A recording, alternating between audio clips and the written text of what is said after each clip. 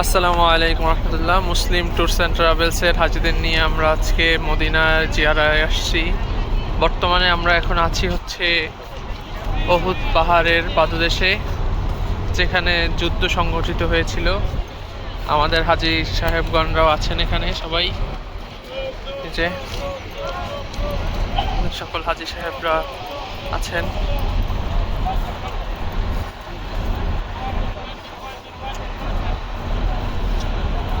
সবাইকে নিয়ে চলে আসছি আমরা অহুদের সেই প্রান্তর দেখার জন্য।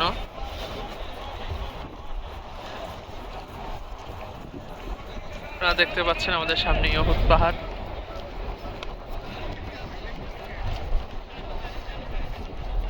আর এই যে ছোট পাহাড়ের উপরে মানুষ দাঁড়ানো আছে, এই পাহাড়ের উপরেই রাসূল সাল্লাল্লাহু আলাইহি সাল্লাম তার তীরন্দাজ বাহিনীদেরকে এখানে নিয়োজিত করে রেখেছিলেন। এটাই সেই পাহাড়।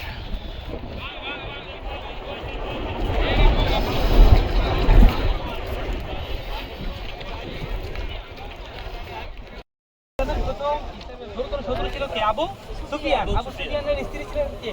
হিন্দা। হিন্দার একজন কি ছিল? কৃতদাস, গোলাম। তার নাম কি ছিল? ওয়াহশী। সে ওয়াহশীর দীর্ঘদিন প্র্যাকটিস করাইয়া যুদ্ধ সব কলাকৌশল শিখানো হয়েছে। মুসলিমদেরকে এবং বহু যুদ্ধ সেইটাই করছে। কেমন ভাবে শহীদ করছে? বুঝছে, কলিজা বের করে ফেলাইছে। রাসূল সাল্লাল্লাহু আলাইহি ওয়াসাল্লাম ইসলাম গ্রহণ করছেন। ইসলাম গ্রহণের পরে চাচার এত মহব্বতের ভিতরে এত পরিমাণে চলে আসছে, উনি বলছেন যে যদি ইসলাম গ্রহণ করার পরে মানুষের বিগত সকল গুনাহই কিন্তু মাফ, এর পরেও রাসূল সাল্লাল্লাহু আলাইহি ওয়াসাল্লাম ওনার চাচার সেই স্মৃতি বিজড়িত এই হত্যা কি করতে পারে না। আমার সামনে থেকে কি তুমি চলে যাও, তো সেই রাসূল সাল্লাল্লাহু আলাইহি ওয়াসাল্লাম কবর এখানে আছে। অন্যান্য সাহাবী সবাই যে খুবই কষ্ট দিয়ে ওনাকে মারা হয়েছে হামজা রাদিয়াল্লাহু তাআলা।